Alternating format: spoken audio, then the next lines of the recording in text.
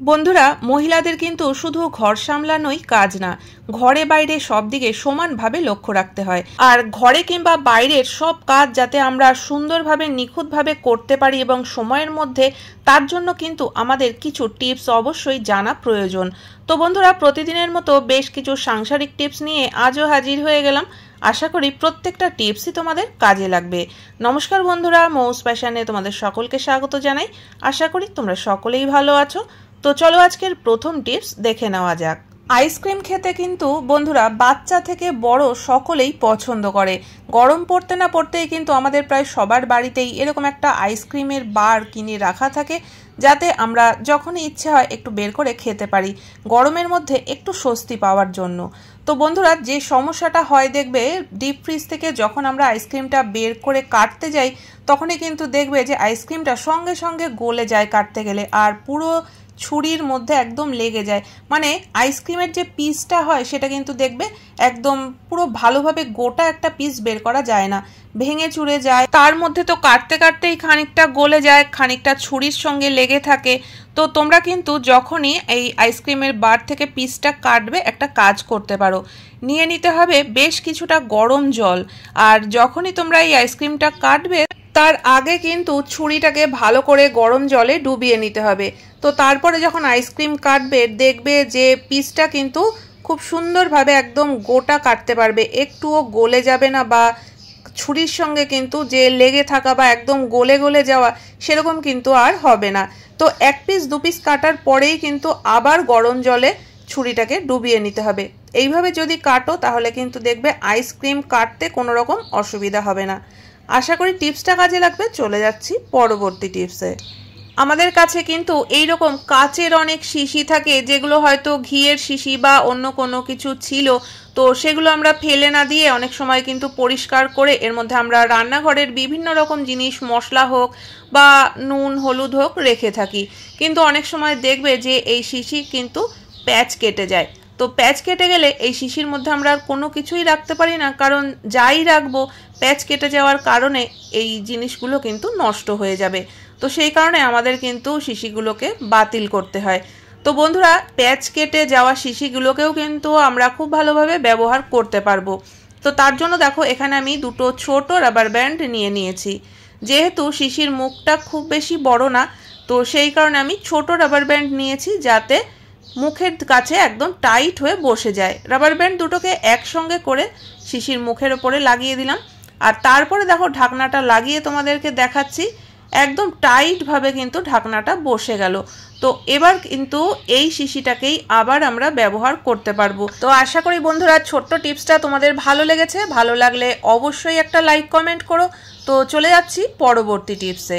টুথপেস্টটাকে packet থেকে বের করে নিয়ে এই খালি প্যাকেটটাকে কিন্তু আমরা ফেলেই দিই। তবে বন্ধুরা, এই খালি প্যাকেটটাকে আজকে আমি ইউজ করে তোমাদেরকে দেখাবো। এতে করে কিন্তু আমাদের রান্নাঘরের মস্ত বড় এক সমস্যার সমাধান হয়ে যাবে। তো এখানে আমি পুরো প্যাকেটটাকে নিচ্ছি না, একটা কাঁচি দিয়ে আমি একটু ছোট করে নিচ্ছি। আমি মাঝখান থেকে প্যাকেটটাকে কেটে নিলাম। আর এই টিপসটা যদি আমরা ফলো করতে পারি, তাহলে কিন্তু আমাদের কাজের সময়ও অনেকটাই বেঁচে যাবে। তো তোমরা হয়তো ভাবছো যে পেস্টের একটা প্যাকেট দিয়ে কিভাবে আমাদের কাজের সময় বেঁচে যেতে পারে, বা আমাদের কি বড় সমস্যার সমাধান হয়ে যাবে। তো চলো সেটা দেখা যাক। তো দেখো, এই প্যাকেটের পেছনের দিকে আমি একটা ডাবল সাইডের টেপ লাগিয়ে দিলাম। আর এবার এই জিনিসটাকে কিন্তু আমরা কিচেনে ব্যবহার করব।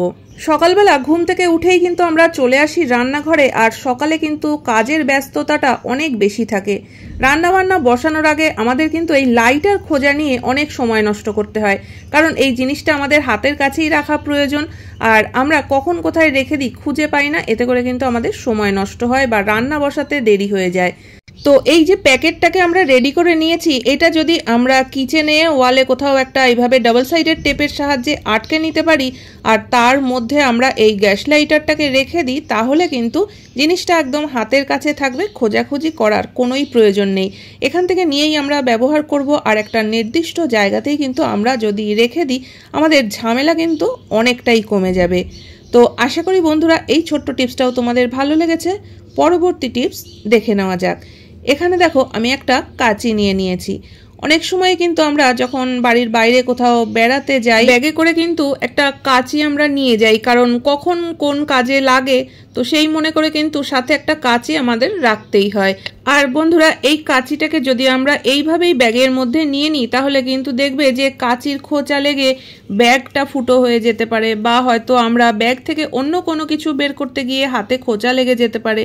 তো যখনই তোমরা ব্যাগে কাঁচি নেবে তার আগে কিন্তু এই কাজটা করে নিতে পারো, এতে ব্যাগটাও ফুটো হবে না বা হাতে লাগারও কোনো সম্ভাবনা থাকবে না। আমরা যে পুরনো পেনগুলো ফেলে দিই তার দু একটা ঢাকনা কিন্তু রেখে দিতে পারো। দেখো, কাঁচির মাথায় এইভাবে করে পেনের ঢাকনাটা যদি লাগিয়ে দেওয়া যায় তাহলে কিন্তু এটা আর কখনোই খুলবে না। এইভাবে কিন্তু তোমরা ব্যাগের মধ্যে নিয়ে নিতে পারো। চলে যাচ্ছি পরবর্তী টিপসে। বন্ধুরা, এই ধরনের দেয়াল ঘড়ি কিন্তু আমাদের প্রত্যেকের বাড়িতেই দুটো একটা লাগানো থাকে, আর এই ঘড়ি নিয়েই কিন্তু আমাদের মাঝে মধ্যে আবার সমস্যাতেও পড়ে যেতে হয়। তার কারণ দেখবে, ঘড়ি নতুন হোক কিংবা পুরনো, অনেক সময় কিন্তু দেখা যায় যে চলতে চলতে ঘড়ি বন্ধ হয়ে গেছে। তো তখন আমরা স্বাভাবিকভাবেই মনে করি যে ব্যাটারিটা হয়তো ফুরিয়ে গেছে, আবার নতুন ব্যাটারি লাগালেই ঘড়িটা চলতে শুরু করবে। তো যখন আমরা নতুন ব্যাটারি লাগাই তখনও কিন্তু অনেক সময় দেখা যায় যে ঘড়ি চলছে না। তো তখন আমরা কি করি, হয় ঘড়িটাকে সারাতে নিয়ে যাই, বা হয়তো এটা ভাবি যে নষ্ট হয়ে গেছে ফেলে দিই। তো বন্ধুরা, ঘড়ি সারাতে নিয়ে যাওয়ার আগে বা নষ্ট হয়ে গেছে মনে করে ফেলে দেওয়ার আগে কিন্তু একটা কাজ তোমরা করতে পারো, আর এই কাজটা করতে পারলে কিন্তু আমরা বেশ কিছু টাকা বাঁচিয়ে নিতে পারবো। তার কারণ দোকানে নিয়ে যাওয়া মানেই কিন্তু অনেকগুলো টাকা খরচা করা। তো বন্ধুরা দেখো, ঘড়ির মধ্যে এই যে যেখানে ব্যাটারিটা লাগানো থাকে প্লাস মাইনাসের যে জায়গা দুটো, এখানে কিন্তু অনেক সময় ব্যাটারির কার্বন জমে গিয়ে ঠিকমতো কানেকশনটা পায় না, আর যে কারণেই কিন্তু নতুন ব্যাটারি লাগানোর পরেও ঘড়ি চলে না। তো আমরা তখন ভাবি যে ঘড়ি হয়তো নষ্ট হয়ে গেছে।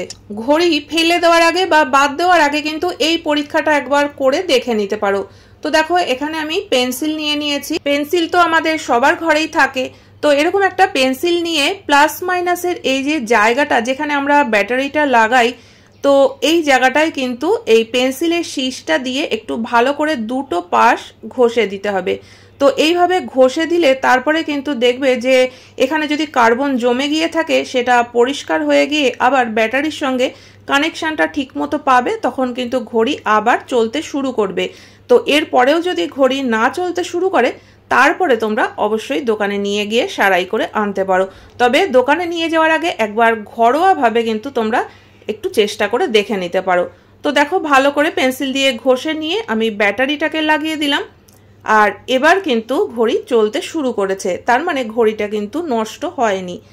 তো এই ছোট্ট পরীক্ষার দ্বারা কিন্তু আমরা কিছুটা হলেও পয়সা সাশ্রয় করতে পারবো। আশা করি বন্ধুরা এই টিপসটাও তোমাদের কাজে লাগবে। আর আজকের কোন টিপসটা তোমাদের সবথেকে বেশি ভালো লেগেছে অবশ্যই কমেন্ট করে জানিও। ভালো লাগলে চ্যানেলটিকে সাবস্ক্রাইব করে পাশে থাকা বেল আইকনটা অবশ্যই প্রেস করে দিও, যাতে নতুন ভিডিও আপলোড করলে নোটিফিকেশন সবার আগে তোমাদের কাছে পৌঁছে যায়। তাহলে আজকের মতো ভিডিও এখানেই শেষ করছি। দেখা হচ্ছে আবার নতুন ভিডিওতে। পুরো ভিডিও দেখার জন্য সকলকে অসংখ্য ধন্যবাদ।